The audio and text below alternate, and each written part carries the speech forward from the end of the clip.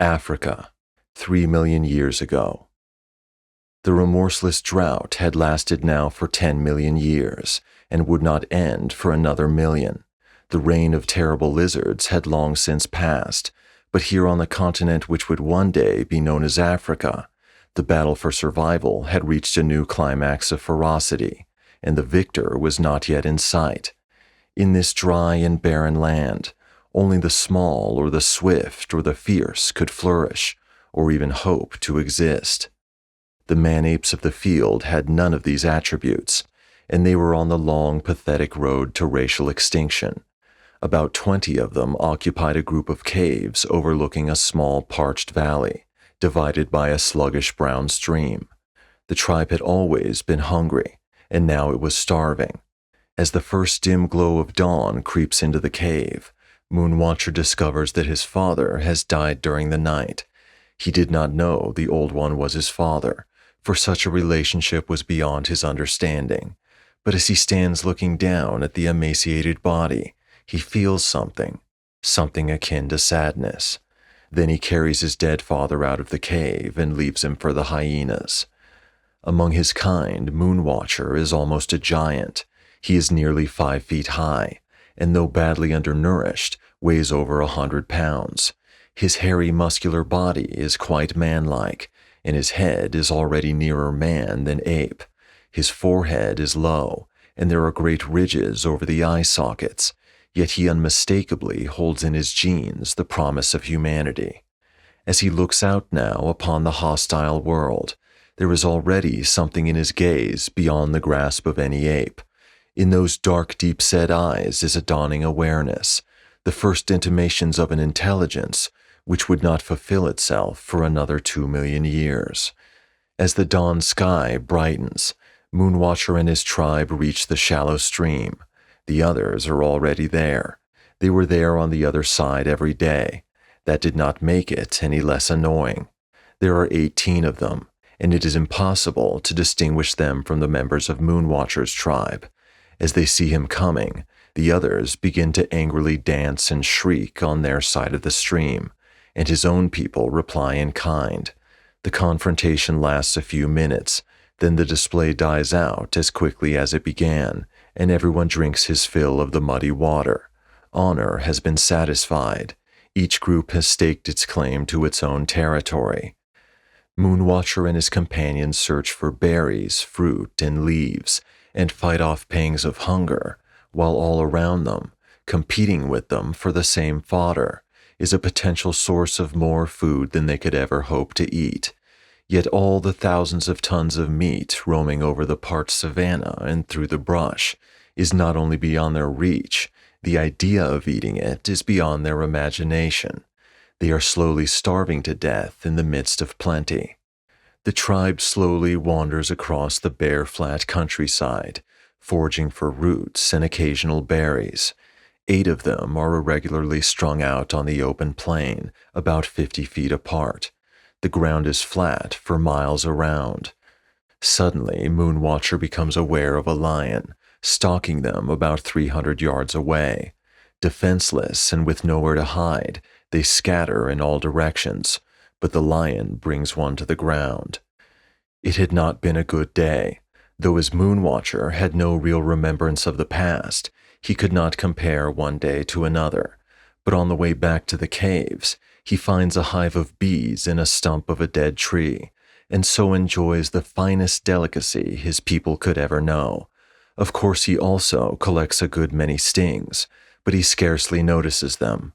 He is now as near to contentment as he is ever likely to be, for though he is still hungry, he is not actually weak with hunger. That was the most any hominid could hope for.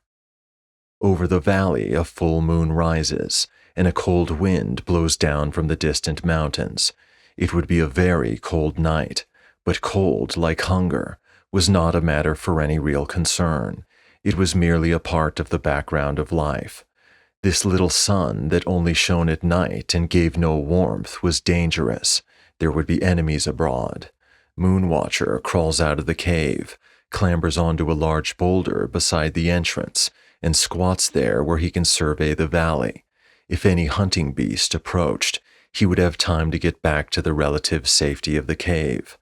Of all the creatures who ever lived on Earth, Moonwatcher's race was the first to raise their eyes with interest to the moon, and though he could not remember it, when he was young, Moonwatcher would try to reach out and touch its ghostly face. Now he knew he would have to find a tree that was high enough. He stirs when shrieks and screams echo up the slope from one of the lower caves. He does not need to hear the occasional growl of the lion to know what is happening. Down there in the darkness, old One-Eye and his family are dying, and the thought that he might help in some way never crosses Moonwatcher's mind. The harsh logic of survival rules out such fancies. Every cave is silent lest it attract disaster. And in the caves, in tortured spells of fitful dozing and fearful waiting, were gathered the nightmares of generations yet to come. The others are growing desperate. The forage on their side of the valley is almost exhausted. Perhaps they realize Moonwatcher's tribe has lost 3 of its numbers during the night, for they choose this morning to break the truce. When they meet at the river in the still misty dawn, there is a deeper, more menacing note in their challenge. The noisy but usually harmless confrontation lasts only a few seconds before the invasion begins. In an uncertainly moving horde, the others cross the river, shrieking threats and hunched for the attack. They are led by a big-toothed hominid of Moonwatcher's own size and age. Startled and frightened, the tribe retreats before the first advance, throwing nothing more substantial than imprecations at the invaders. Moonwatcher moves with them, his mind a mist of rage and confusion. To be driven from their own territory is a great badness, but to lose the river is death. He does not know what to do. It is a situation beyond his experience. Then he becomes dimly aware that the others are slowing down and advancing with obvious reluctance. The further they move from their own side, the more uncertain and unhappy they become. Only Big Tooth still retains any of his original drive, and he is rapidly being separated from his followers. As he sees this, Moonwatcher's own morale immediately revives. He slows down his retreat and begins to make reassuring noises to his companions. Novel sensations fill his dim mind, the first faint precursors of bravery and leadership. Before he realizes it, he is face to face with Big Tooth, and the 2 tribes come to a halt many paces away. The disorganized and unscientific conflict could have ended quickly if either had used his fist as a club, but this innovation still lay hundreds of thousands of years in the future. Instead, the slowly weakening fighters claw and scratch and try to bite each other. Rolling over and over, they come to a patch of stony ground, and when they reach it, Moonwatcher is on top. By chance, he chooses this moment to grab the hair on Big Tooth's scalp and bang his head on the ground. The resulting crack is so satisfactory and produces such an immediate weakening in Big Tooth's resistance that he quickly repeats it. Even when Big Tooth ceases to move for some time, Moonwatcher keeps up the exhilarating game. With shrieks of panic, the others retreat back across the stream. The defenders cautiously pursue them as far as the water's edge. Dozing fitfully and weakened by his struggle, Moonwatcher is startled by a sound. He sits up in the fetid darkness of the cave, straining his senses out into the night. Fear creeps slowly into his soul. Never in his life, already twice as long as most members of his species could expect, has he heard a sound like this. The great cats approach in silence, and the only thing that betrayed them was a rare slide of the earth or the occasional cracking of a twig. Yet this is a continuing crunching noise that grows steadily louder. It seemed that some enormous beast was moving through the night, making no attempt at concealment and ignoring all obstacles. And then there came a sound which Moonwatcher could not possibly have identified, for it had never been heard before in the history of the planet. Moonwatcher comes face to face with the new rock when he leads the tribe down to the river in the first light of morning. He had almost forgotten the terror of the night, because nothing had happened after that initial noise, so he does not even associate this strange thing with danger or fear. There is nothing in the least alarming about it. It is a cube about 15 feet high on a side and made of some completely transparent material. It is not easy to see except when the light of the sun glints on its edges. There are no natural objects to which Moonwatcher can compare this apparition. Though he is wisely cautious of most new things, he does not hesitate to walk up to it. As nothing happens, he puts out his hand and feels a warm, hard surface. After several minutes of intense thought, he arrives at a brilliant explanation. It is a rock, of course, and it must have grown during the night. There are many plants that do this, white pulpy things shaped like pebbles that seem to shoot up in the hours of darkness. It is true that they are small and round, whereas this is large and square, but greater and later philosophers than Moonwatcher would be prepared to overlook equally striking exceptions to their laws. This superb piece of abstract thinking leads Moonwatcher to a deduction, which he immediately puts to the test. The white round pebble plants are very tasty, though there were a few that made one violently sick. Perhaps this square one. A few licks and attempted nibbles quickly disillusion him. There is no nourishment here, so like a sensible hominid, he continues on his way to the river and forgets all about the cube. They are 100 yards from the new rock when the sound begins. It is quite soft, and it stops them in their tracks, so that they stand paralyzed on the trail with their jaws hanging. A simple, maddeningly repetitious rhythm pulses out of the crystal cube and hypnotizes all who come within its spell. For the first time, and the last for 2 million years, the sound of drumming is heard in Africa. The throbbing grows louder and more insistent. The hominids begin to move forward like sleepwalkers towards the source of the magnetic sound. Sometimes they take little dancing steps, as their blood responds to the rhythms that their descendants will not create for ages yet. Totally entranced, they gather around the cube, forgetting the hardships of the day, the perils of the approaching dusk, and the hunger in their bellies. Spinning wheels of light begin to merge. The spokes fuse into luminous bars that slowly recede into the distance, rotating on their axes as they do. The hominids watch, wide-eyed, mesmerized captives of the crystal cube. Then, by some magic, though it was no more magical than all that had gone before, a perfectly normal scene appears. It is as if a cubical block has been carved out of the day and shifted into the night. Inside that block is a group of 4 hominids, who might have been members of Moonwatcher's own tribe, eating chunks of meat. The carcass of a warthog lies near them. This little family of male and female and 2 children is gorged and replete with sleek and glossy pelts. This was a condition of life that Moonwatcher had never imagined. From time to time they stir lazily, as they loll at ease near the entrance of their cave, apparently at peace with the world. The spectacle of domestic bliss merges into a totally different scene. The family is no longer reposing peacefully outside its cave. It is foraging, searching for food like any normal hominids. A small warthog ambles past the group of browsing humanoids, without giving them more than a glance, for they had never been the slightest danger to its species. But that happy state of affairs is about to end. The big male suddenly bends down, picks up a heavy stone lying at his feet, and hurls it upon the unfortunate pig.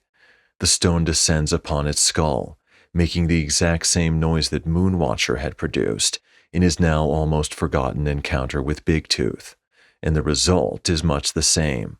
The warthog gives one amazed, indignant squeal and collapses in a motionless heap.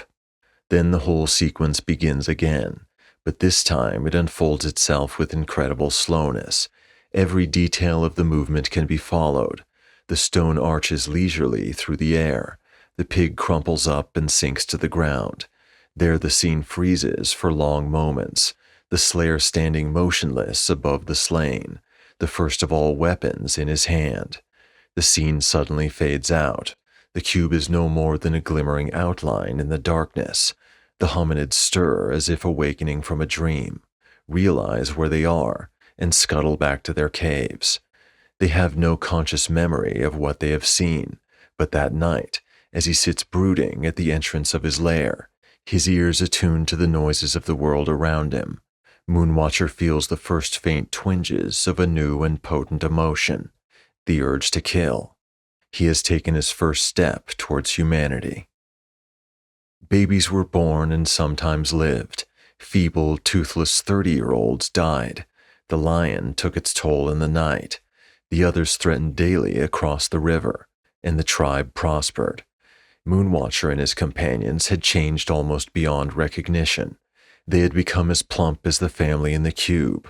They had learned their lessons well. Now they could handle all the stone tools and weapons that the cube had revealed to them. They were no longer half numb with starvation, and they had time for both leisure and for the first rudiments of thought. Their new way of life was casually accepted, and they did not associate it in any way with the crystal cube, still standing outside their cave. But no utopia is perfect, and this one had two blemishes. The first was the marauding lion, whose passion for hominids seemed to have grown even stronger now that they were better nourished.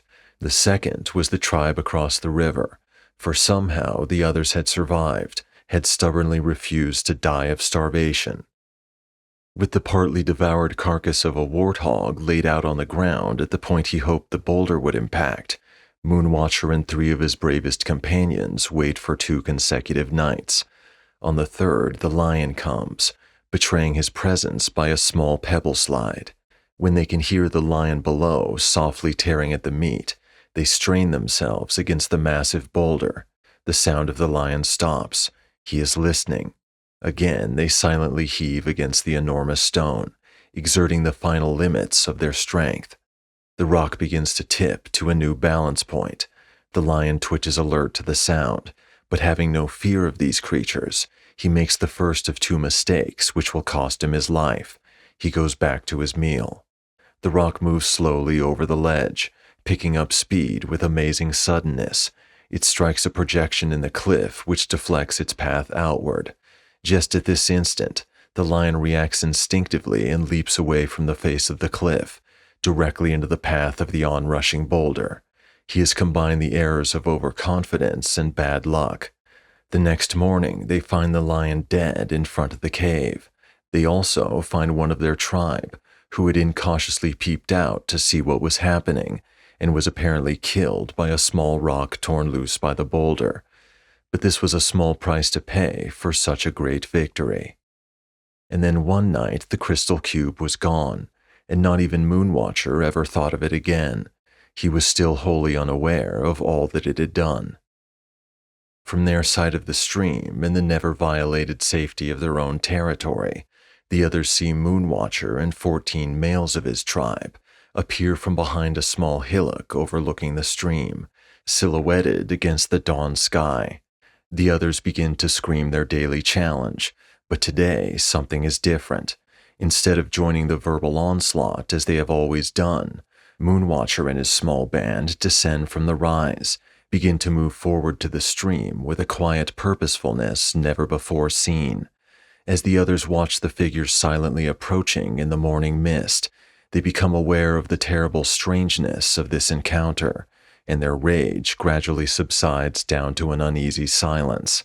At the water's edge, Moonwatcher and his band stop. They carry their bone clubs and bone knives.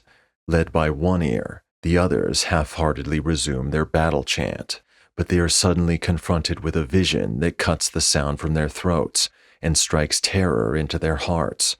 Moonwatcher thrusts his arms high into the air. In his hands he holds a stout tree branch. Mounted atop the branch is the bloody head of a lion, its mouth jammed open with a stick, displaying its frightful fangs. The others gape in fearful disbelief at this display of power. Moonwatcher stands motionless, thrusting the lion's head high. Then, with majestic deliberation, still carrying his mangled standard above his head, he begins to cross the stream, followed by his band. The others fade back from the stream, seeming to lack even the ability to flee. Moonwatcher steps ashore and walks to One Ear, who stands unsurely in front of his band. Though he is a veteran of numerous combats at the water's edge, One Ear has never been attacked by an enemy who had not first displayed his fighting rage, and he had never before been attacked with a weapon. One Ear merely looks up at the raised club, until the heavy thigh bone of an antelope brings the darkness down around him. The others stare in wonder at Moonwatcher's power. Moonwatcher surveys the scene. He was now master of the world, and he was not sure what to do next, but he would think of something. You have been listening to 2001: A Space Odyssey, Film Script Part 1, by Stanley Kubrick and Arthur C. Clarke, read by Edward Cabras.